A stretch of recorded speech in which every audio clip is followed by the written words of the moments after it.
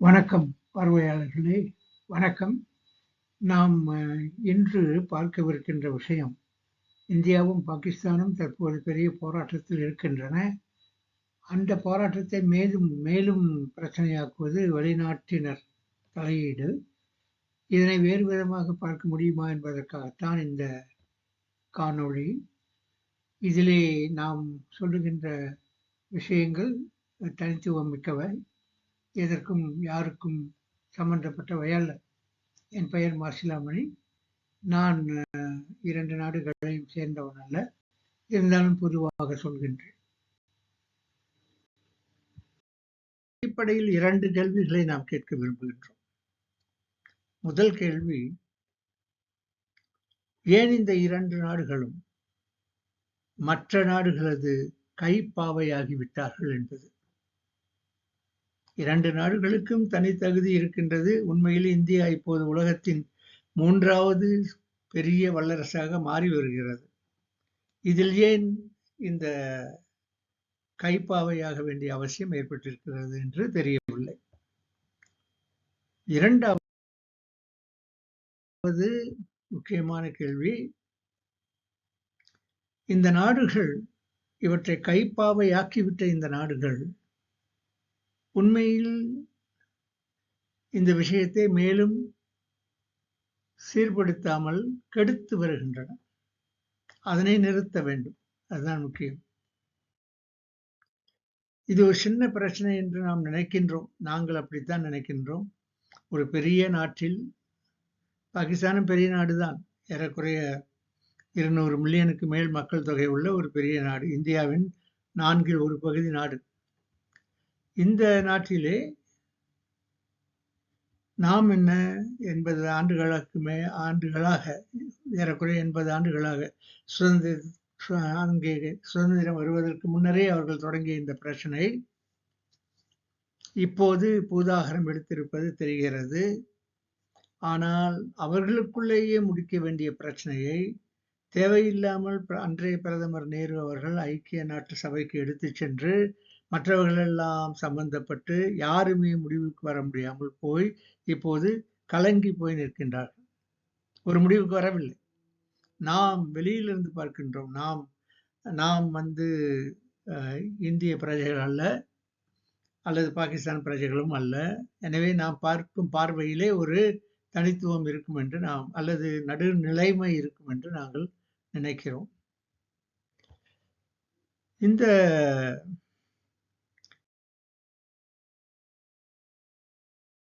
போராட்டம் ஏறக்குறைய 78 ஆண்டுகளாக நடந்து வருகின்றது.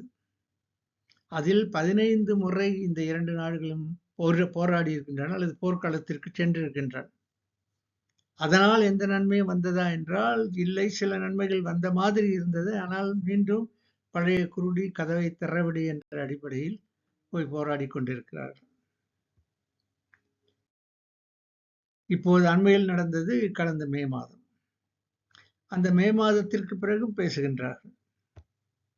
ஆனால் பேச்சிலே இப்போது ஒரு தடுமாற்றம் இருக்கிறது. காரணம், இனி பேசுவது என்பது ஏதாவது எல்லை பிரச்சனை இல்லாமல் இருந்தால்தான் பேச முடியும், இல்லாவிட்டால் போர் தான் நடக்கும் என்று இந்தியா கூறிவிட்டதனால் இப்பொழுது நிலைமை வேறு மாறி இருக்கின்றது.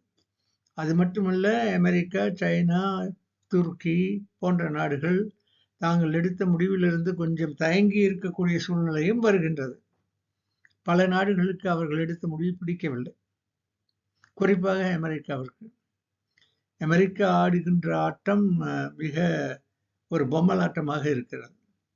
ஒரு நாள் நாங்கள் சம்பந்தப்படவில்லை என்றார்கள், இன்னொரு நாள் நாங்கள் தான் சம்பந்தப்பட்டு இந்த பிரச்சனையை தீர்த்து வைத்தோம் என்று சொன்னார்கள், இன்னொரு நாள் நாங்கள் சம்பந்தப்பட்டிருக்க கூடும் என்று நினைக்கிறோம் என்று சொன்னார்கள். அதற்கடுத்து நாங்கள் இதில் சம்பந்தப்பட விரும்புகிறோம், ஆனால் எங்களுக்கு வாய்ப்பில்லை என்ற மாதிரியும் சொல்கின்றார்கள். ஏன் இத்தனை குழப்பம் என்றால் அவர்களுக்கு தெரியவில்லை என்ன செய்வது என்று, அவ்வளவுதான். இதற்கிடையில் துருக்கி என்ற ஒரு நாட்டிலே, ஒரு சர்வாதிகாரி ஆண்டு வருகின்ற ஒரு நாட்டிலே அவர்கள் பொருட்களை கொடுத்து, ஆயுதத்தை கொடுத்து பாகிஸ்தானுடன் இந்தியா போராட செய்திருக்கின்றார்கள். அது அப்படித்தான் இருக்கும் அப்படிப்பட்டவர்களுக்கு.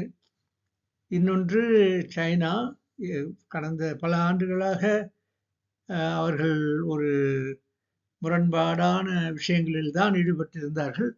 ஆனால் இந்த விஷயத்தில் கொஞ்சம் தயங்கி நின்றார்கள். எப்படி இருந்தாலும் இவர்கள் ஏன் வந்தார்கள், எதற்காக வந்தார்கள், என்ன காரணம் என்பதுதான் நமது கேள்வி. இந்த போராட்டங்களினால் விளைந்த தீமைகளை பாருங்கள். தேவையற்ற தீமைகள். இதை கண்டு எல்லோரும் வருந்துகின்றார்கள்.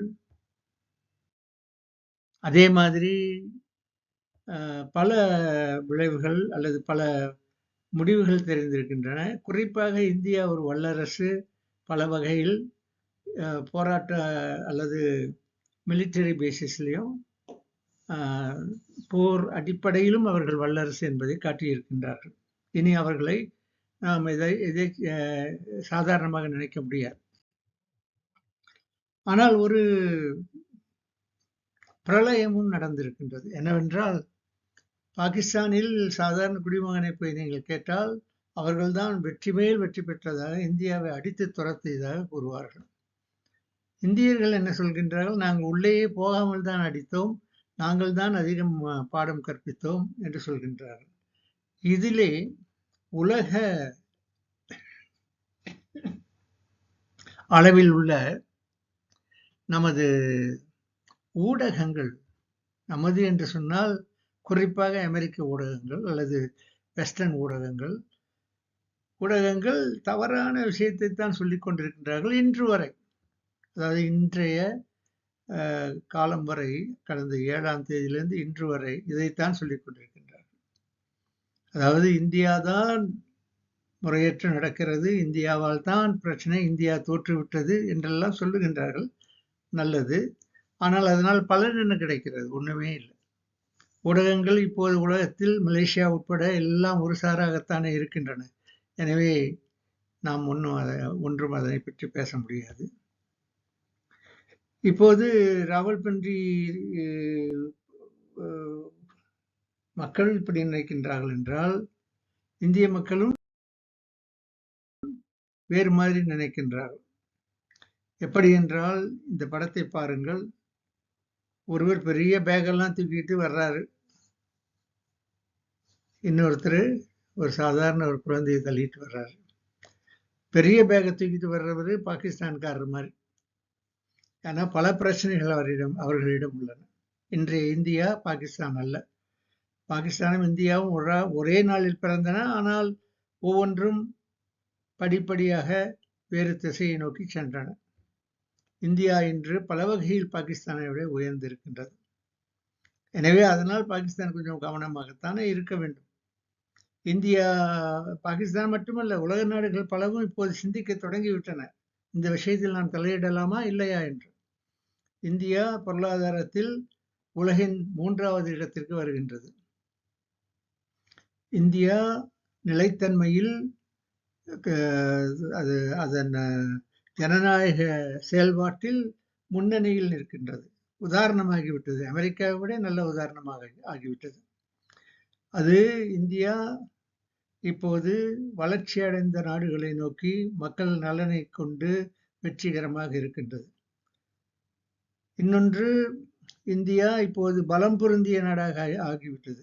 தற்காப்பில் மிக பலம் பொருந்திய நாடாக ஆகிவிட்டது. இறுதியாக இந்தியாவின் வளர்ச்சியை மற்றவர்களுக்கு கொடுக்கின்றது, மற்றவர்களோடு நல்ல உறவை வைத்திருக்கின்றது. மற்றவர்கள் பலர் அதன் உறவை நாடி வருகின்றார்கள். இப்படி வளர்ந்துவிட்ட இந்தியாவோடு பாகிஸ்தானை ஒப்பிட்டால் மிக வருத்தமாக இருக்கின்றது. அதனை பிறகு பேசுவோம். இப்போது நாம் 4 வகையில் இந்த பிரச்சனையை அணுகுகின்றோம். ஒரு வகை, இவ்வளவு பிரச்சனைகள் அல்லது வேறுபாடுகள் 2 நாடுகளுக்கு இருந்தாலும் பாகிஸ்தான் இன்னும் பின்னோக்கியே செல்கின்றது என்பது வருத்தமான ஒரு விஷயம்.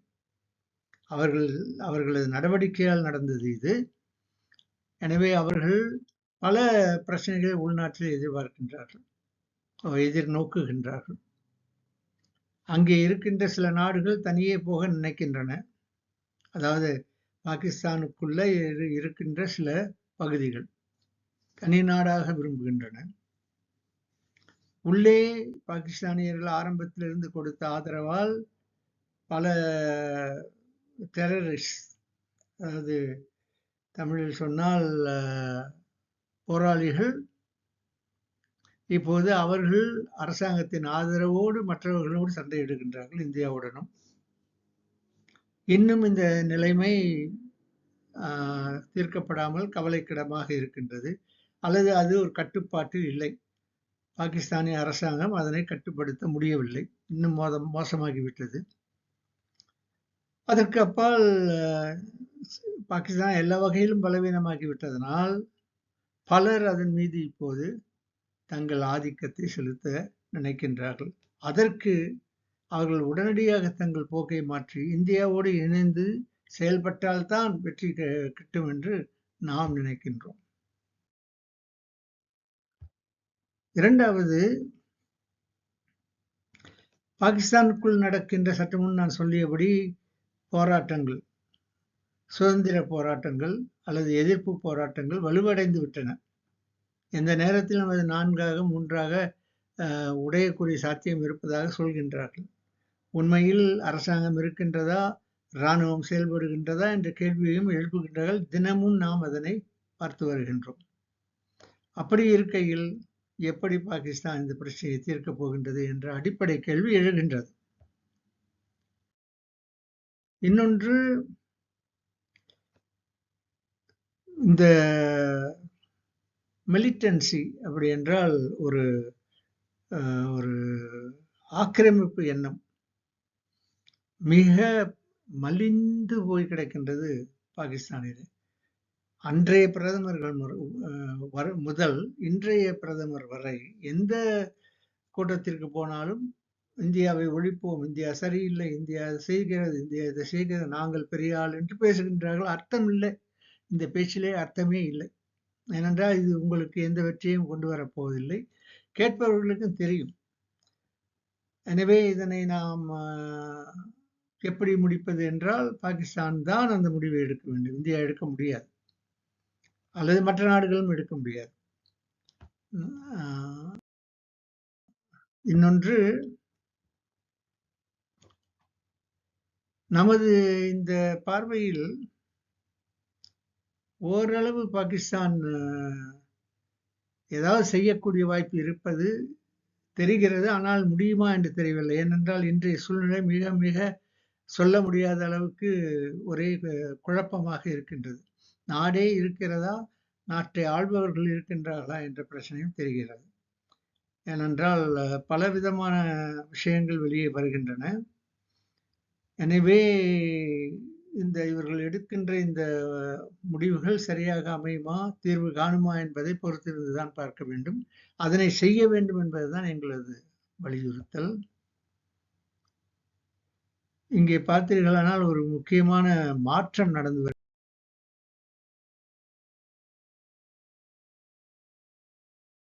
வருகின்றது. அதாவது பாகிஸ்தானில் இருக்கின்ற இளைஞர்கள் கொஞ்சம் கொஞ்சமாக தங்கள் வாழ்க்கையின் வெற்றியே ஒரு தீவிரவாதியாக ஆவதுதான் என்று அவர்கள் நினைக்கின்றார்கள். எனவே அவர்களையும் மாற்ற வேண்டும். இதெல்லாம் சோசியல் ரெஃபர்மேஷன் பிரச்சனை, சமுதாய சீர்திருத்த பிரச்சனைகள், மிக சாதாரண பிரச்சனைகள் அல்ல.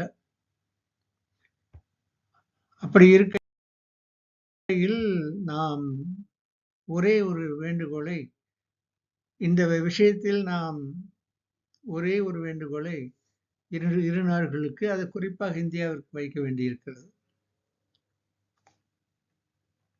எல்லா வகையிலும் இந்தியா உயர்ந்து விட்டதால், அதே வேளை இனி பாகிஸ்தான் போருக்கு வர முடியுமா என்ற சந்தேகமும் இருப்பதனால், தங்களது பலத்தை இந்தியா காட்டிவிட்டதனால், இனி இந்தியா இறங்கி வந்து அவர்களிடம் சில விஷயங்களை ஓப்பனாக பார்க்கணும். நாம் என்ன சொல்றோம்னா, ஒரு ப்ரோஆக்டிவ் அப்ரோச், அதாவது நெகோசியேஷனுக்கு போக முடியாது, அதில் அர்த்தம் இல்லை. பேலன்ஸு நீங்களும் நாமளும் ஈக்குவலாக அதை முடிச்சுக்குவோங்கிறதுலையும் அர்த்தம் இல்லை. ஆனால் எது உகந்தது என்பதை பற்றி சிந்திக்கணும். இன்றைக்கு ஒண்ணுன்னு வச்சுக்கிட்டு நீங்க பேசுனீங்கன்னா சரியா வராது. ஒண்ணு 2ன்னு நினைச்சீங்கன்னா சரியா வராது. நீங்க நினைக்க வேண்டியது ஒன்றும் 2க்கு மேல். இதனால் கிடைக்கின்ற நன்மைகள் அதிகம்.